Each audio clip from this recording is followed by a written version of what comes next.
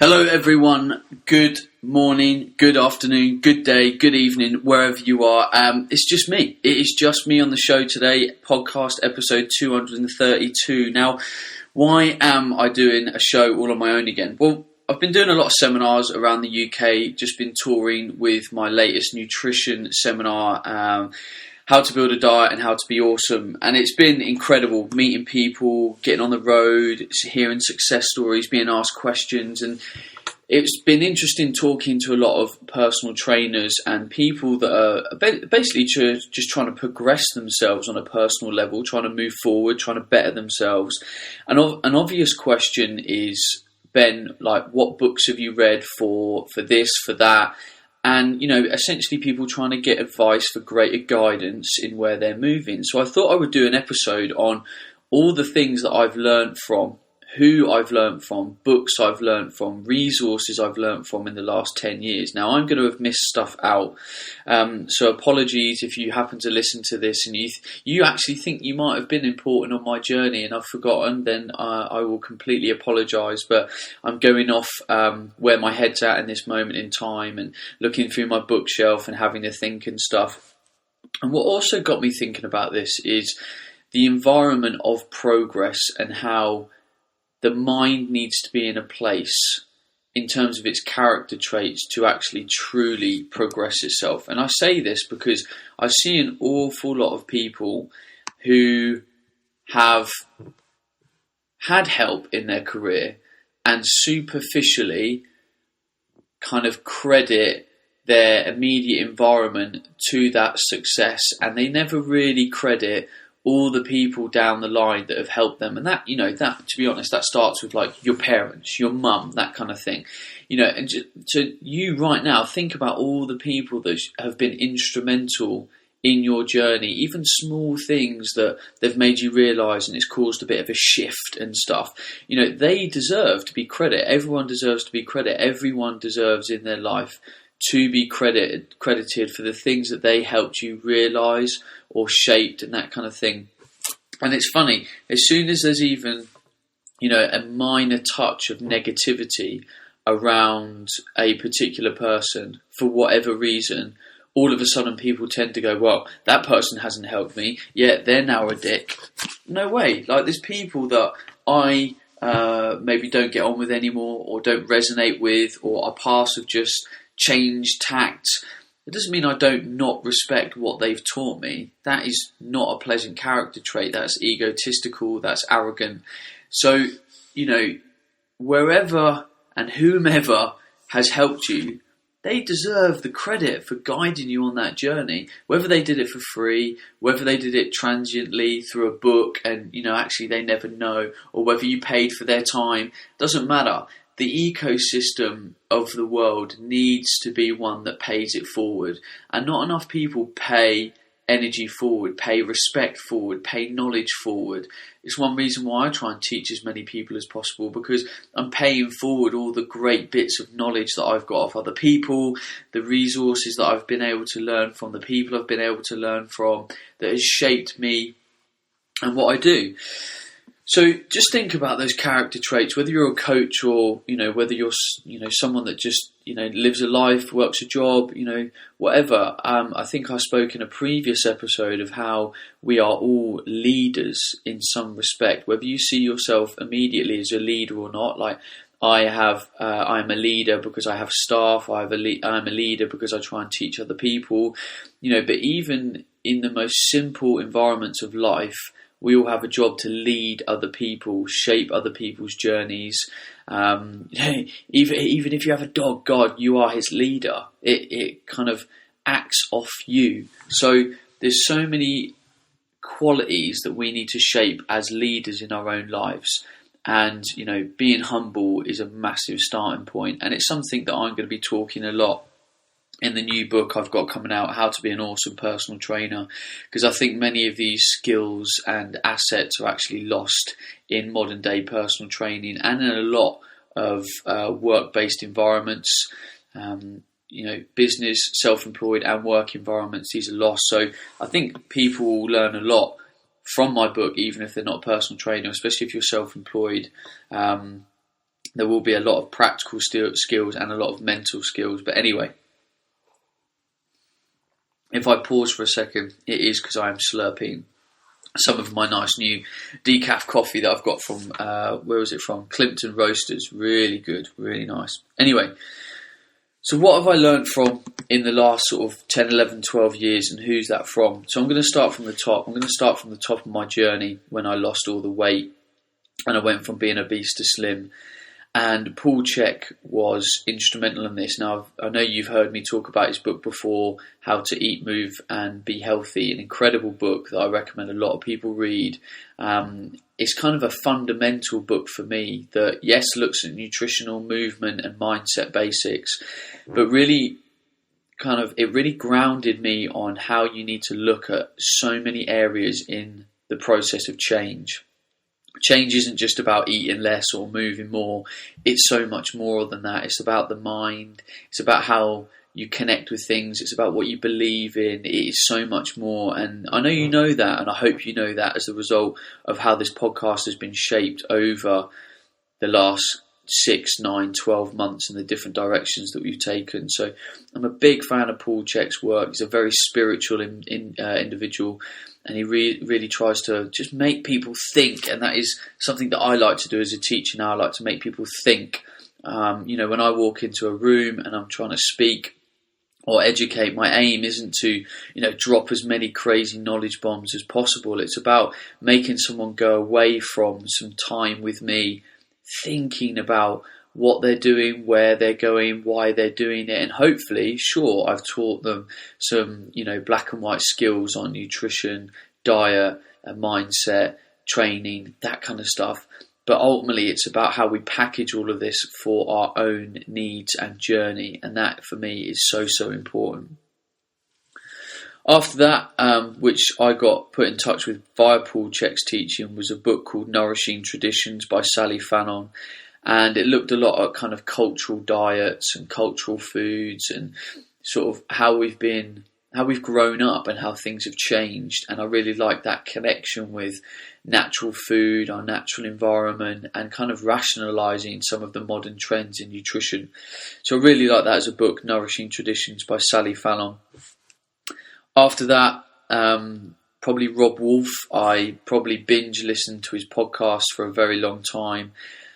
His podcast was The Paleo Solution, Rob Wolf. And he sort of opened my eyes up even more to kind of like inflammatory conditions, how food could make us feel, all the different connections that food has with disease states, the body, the mind. And I really liked his exploration. And I listened to an awful lot of podcasts, read his book, which for me, after listening to his podcast, summed up a lot of things, connected a few dots, and is a good grounding place, the Paleo Solution, for people looking for a lot of information on, inflammatory-based foods and what it might be causing. Now, at that point in time, I was obviously quite a holistic, whole food, grounded practitioner. And, I needed to understand and appreciate the science more. And that's when I went to university and I started to learn things like anatomy, physiology, biochemistry, biomechanics. And I got a lot more in touch with Layne Norton's work. He's been on the show. He's a great figurehead in the industry. And he sort of, along with being at university, made me think more about the scientific literature, what is proven, what we know, all that cool stuff. And so then I started to blend as a practitioner, the science side of my knowledge and the kind of holistic, down to earth, whole food, natural kind of side of my practice. And that kind of put me in touch with a website called examine.com, which I think is a great resource for all of us to have a look at. And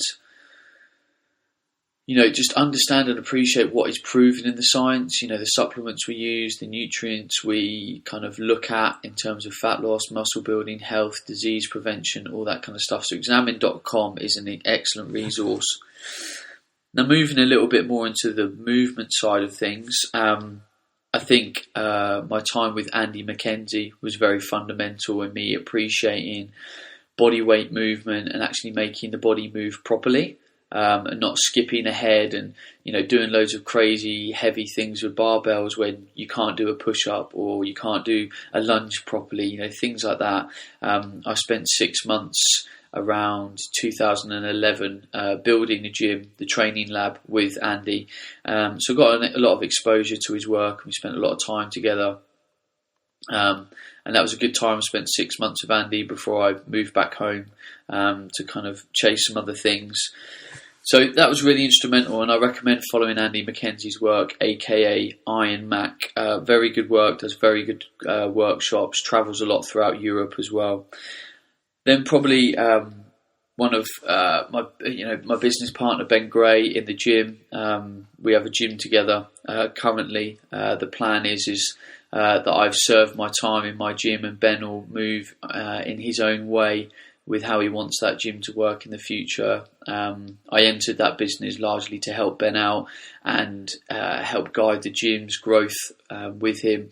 And Ben, I don't really want to be involved in the sort of day-to-day running of a gym. So, Ben's going to go off and, do that stuff with himself and, really run Suffolk Strength Academy, which is incredible. But Ben, I've worked with Ben over a long period of time on and off, and Ben's someone that's always exploring different techniques and methods, and always focuses on fundamental body integration, like making sure the posterior chain is as strong as the anterior chain, making sure things can activate properly, that you can move properly, and never really skipping anything. So, Ben puts tips out online, not as much as many other sort of online people, because Ben is a coach that works in a gym. But by all means, follow Suffolk Strength Academy, maybe pick up some tips, follow Ben, who knows. I think that's a good point. Ben doesn't live his life online because he doesn't need to. The people that he's trying to help are in the gym.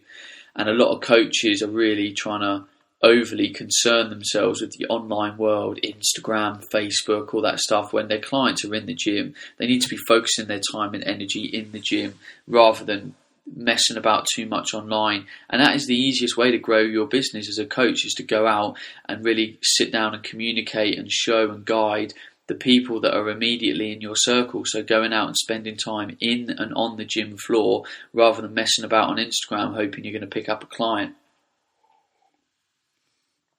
So, moving on. This might seem a little bit more random now, but bear with me. Tony Robbins, I'm a massive fan of his work. I've been exposed to his work for quite some time. I've got a audio box set that I've played in the car many a times of his work. He's just, I think the way that he looks at mindset and change and you going deep on your own things is absolutely fundamental. So I'm a massive fan of his work. If you haven't watched his Netflix episode yet, go and do it.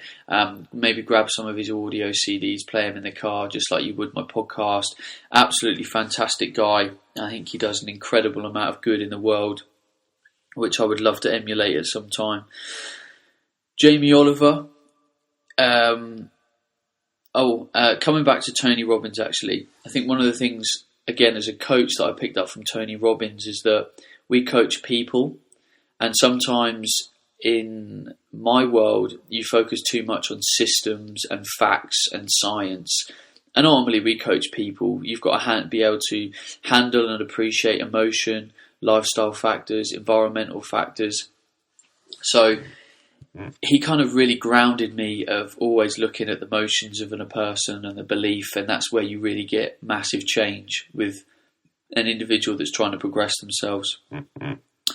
So after that, Jamie Oliver, I've just resonated with Jamie Oliver for years. His passion, how he always pushes for change, how he never accepts the status quo, how he's on a massive mission to help, bring up the kids of our future generations. And I mean, I'm absolutely amazed how some people have criticised Jamie Oliver when, you might not agree with 100% of the things that he says, but 80-90% of the information he promotes is just about getting our kids healthy, eating real food, coming together around the table to eat dinner rather than watching it in front of the TV, not feeding your kids tons of junk food because, it's irresponsible to be feeding kids tons of junk food. Like, they should be eating like us, a predominantly whole food diet, not being given treats because they did well at school today. I just love his message, and I'd love to be able to support that in the future. So I think two other people that I have absolutely respected their work for being an individual and really just chasing what you want to do, and always developing yourself, always reinventing yourself, always challenging yourself mentally and physically, are both Richard Branson and Arnold Schwarzenegger. Both got incredible books. Richard Branson's actually got some better books than his autobiography. I think Living Like a Virgin or something like that, where he talks about all the emails that he's sent in his life and all the little meetings that he's had that have shaped sort of some of his decision making, is an incredible book. And then Arnold Schwarzenegger's autobiography, they're both people that have just never accepted the status quo. They've had, all throughout their life, they've been told, oh, you can't do that. You haven't got the genetics for this. You haven't got the intelligence for this. You haven't got the money for this. They've just always bucked the status quo, and I absolutely love that. And I think if everyone can really carve their own path like those two incredible people have, then just wow. From a kind of sort of a business and mindset point of view, there's a guy in the sort of business and marketing world called Seth Godin. His favourite book of mine is called Linchpin.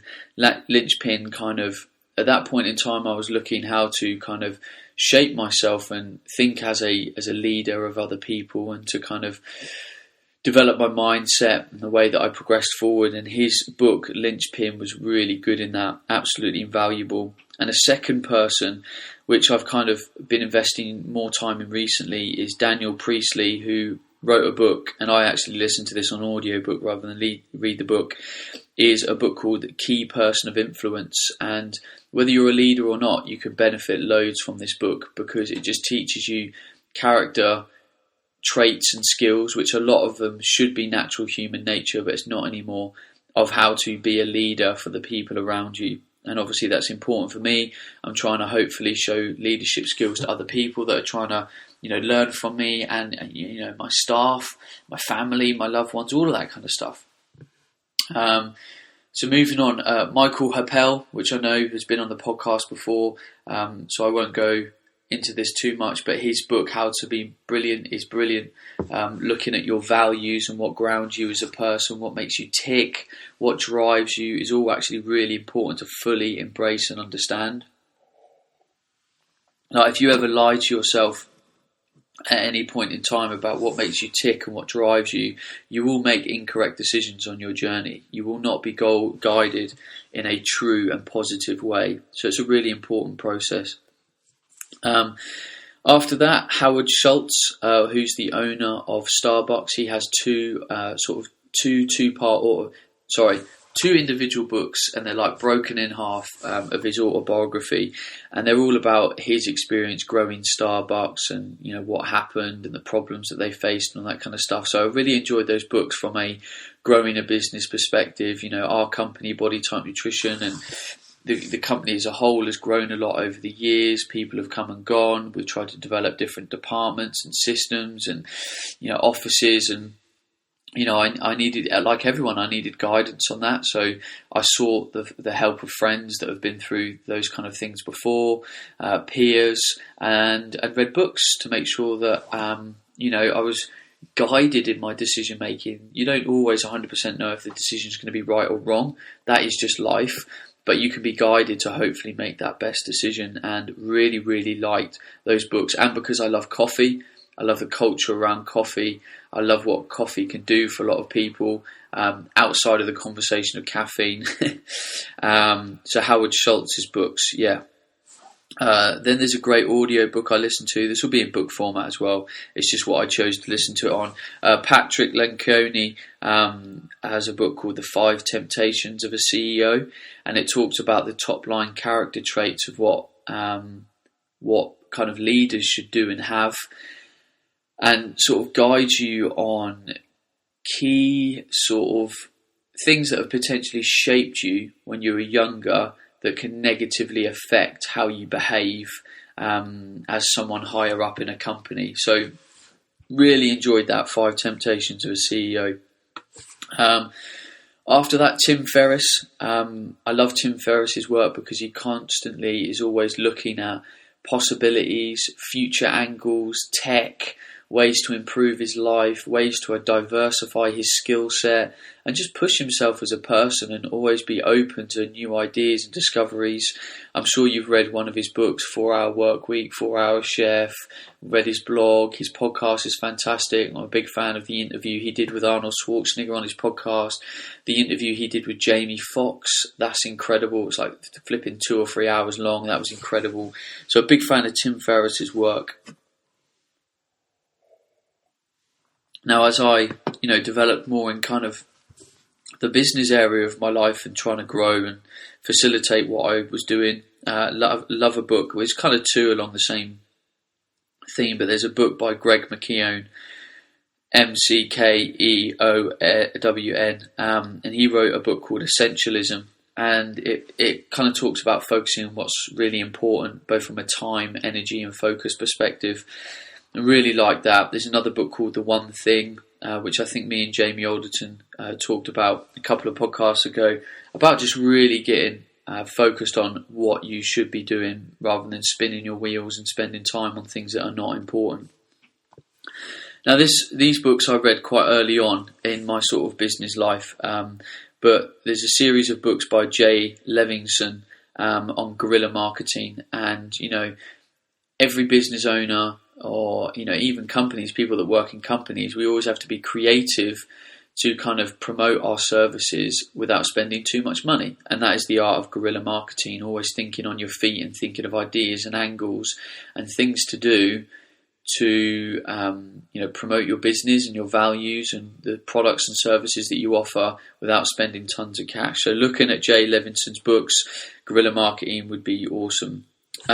Another business book that I've been a massive fan of, just because of all the little lessons in it, is a book called Winning Without Losing. And I think, a lot of people could get a lot out of this book. It's a great book on, just business lessons, life, how to structure things. Really like it.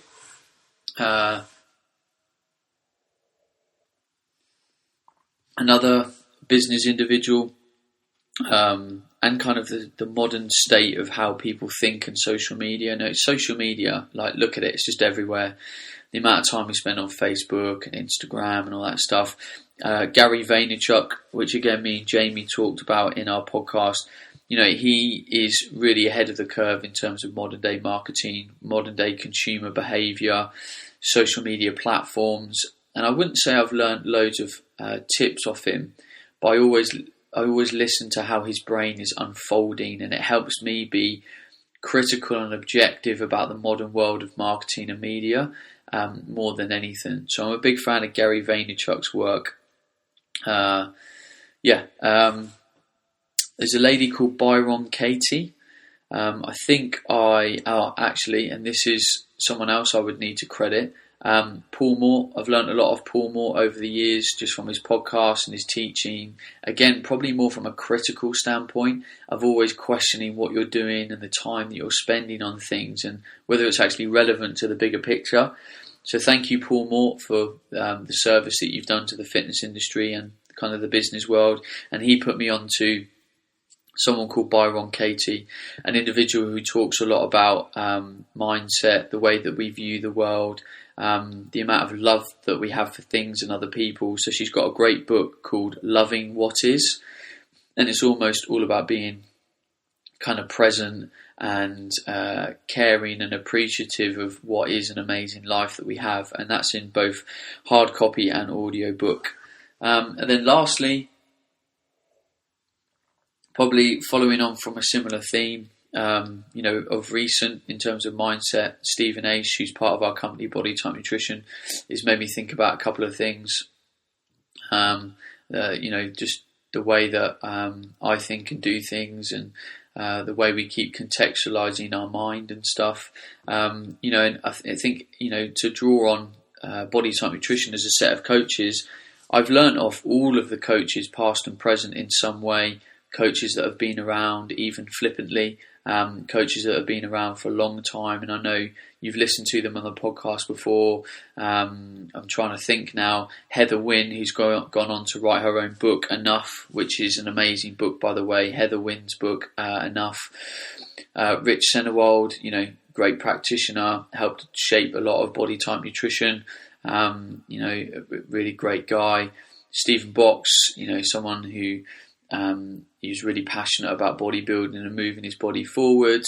And there's been so many people that have kind of been and gone, and they've taught me things, whether they were positive or even partly negative experiences in some way. They've all taught me something, whether it was something of realization, whether it's shaped me as a leader and how I could do things better. Everyone shapes me. So whether someone has been and gone and I've gone, even if I've got a slight sour taste in my mouth about certain people or situations or how things have evolved, I need to respect the fact that people have taught me things. And ultimately, everything happens for a reason. I'm a massive, massive fan of everything happens for a reason. So, I look at all these things as learning experience, and I don't have, negativity around anything. And then the people that are within Body Type Nutrition currently, all the great coaches, Simon, Carl, Polly, Alex, Will Hawkins, like all these people have taught me things here and there which have helped shape me even more. And I think that comes on to a great point in that we quite often always look for something concrete to reassure ourselves or guide us or teach us, like a book. Like people might say, what is a great book on X, Ben? And sometimes you have to just be open and listen and watch and observe and feel. And only then when you reflect on that can you kind of learn the things that are in front of you. So there's so many things that books haven't taught me, but it's a case that I've just been receptive to my environment. I've watched and I've listened. I've observed behaviour. I've observed trends. I've observed habit. Like, all of this stuff is so important. So one of the best things you can do to really learn as a person is just watch and listen. And sometimes we do so much talking, we do so much watching social media and looking at a phone screen and all that kind of shit all the time, that we actually miss what's happening in front of us. We miss the beauty of human interaction, how people behave, how people respond to things. Like, you might say something and then look straight away down at your phone, and you haven't gauged the reaction in that person of how that comment or situation made them feel. And that's how I think you become, really observant about human behaviour and psychology, is by actually being analytical and aware of how your actions and other people's actions and situations make people feel. So much of what we do and life is based around human emotion, action, wants, desires, beliefs. And I just think not enough of us are just paying attention to the world and the people in it. We're too focused on TV screens, mobile screens, superficial situations, rather than being aware of our environment. And I think so many people are emotionally out of touch with people and their environment that is a massive blocking factor to a huge amount of success for them as a person, more than anything, and having more satisfaction, and the satisfaction that people get from you because you're more receptive and can, just be aware. Be aware of what is happening. So many people are just totally unaware. And then lastly, I think a final point I'd like to make is, while I've talked about a lot of books here and you could go away and start to buy loads of stuff and read stuff, remember the most important thing is doing. There's loads of things that I've read and I hardly read anymore. I listen to a few key audio books and podcasts, but I'm still at a phase in my life, and I have been for a good couple of years now, where I'm just doing. There's things I want to do, there's things I want to achieve, both in my personal life, my career, business, everything. There's things I want to achieve, and the key thing for me is doing. I don't know everything. I'm not going to know everything. I'm going to fail. I'm going to continue to fail. I've failed in the past. I've wasted time, energy, money, but that's just part of life. If you don't explore it, if you're not willing to fail, then you'll never know if you can or will do it or not. So I think, as you can tell, so many areas of life I'm passionate about talking. We've talked a lot about diet and nutrition on the podcast, talked a lot about mindset. I'm hugely passionate about business from the perspective that it does shape your career and your life and the quality of life. So the chances are I'm probably going to start talking a bit more about this on social media, maybe dropping it in the podcast a little bit, I don't know. Probably more so on social media, probably more so on my personal Facebook page and LinkedIn and things like that, because I'm very passionate about business, the modern world, how we think, what we do, why we do it. Nutrition and diet for me is a foundation, and training is a foundation to live a better life. But how we think and do in our jobs, or whether we're self-employed, the mindset we have and the hunger we have, shapes our life success. So I want to be that guy that can help people in all areas of their life. So I'm going to start to diversify what I talk about, and I hope that will be well received. And if you ever at any point have feedback on how good a job I do at putting myself out there and being an educator, just reach out to me. Honestly, I will not be offended. I love criticism. I love it. People that shy away from criticism are never truly going to develop, and I want to develop to be the best I can humanly possibly be. So I always look for criticism, and I will take it on board. I might just disagree with some stuff. I'll stand back and be reflective on stuff. I might rationalise some stuff, but by all means, reach out to me, email, Facebook, Twitter, Instagram, however you want, and give me some feedback. Reach out and connect with me. I might not always answer instantly, but I do my best to literally answer everyone that contacts me through the internet. And sometimes, I might just be honest and say, I don't have time for this right now. I might forward it to someone else that can help. But I'm pretty good at replying to 95% of stuff that gets sent to me, because I'm here to help, and if I can help and guide, I will. Right, that's it from me. I'm really hoping that this has been of value to you. Please maybe go back through this, write some stuff down, learn and appreciate and explore where it is you are taking yourself on your journey right now, and kind of find the resources that are going to help you the most. And invest time in that, and then listen, be receptive, explore, risk failing, push yourself, ask questions of yourself, and ultimately be awesome. See you on the next podcast, folks. Ciao.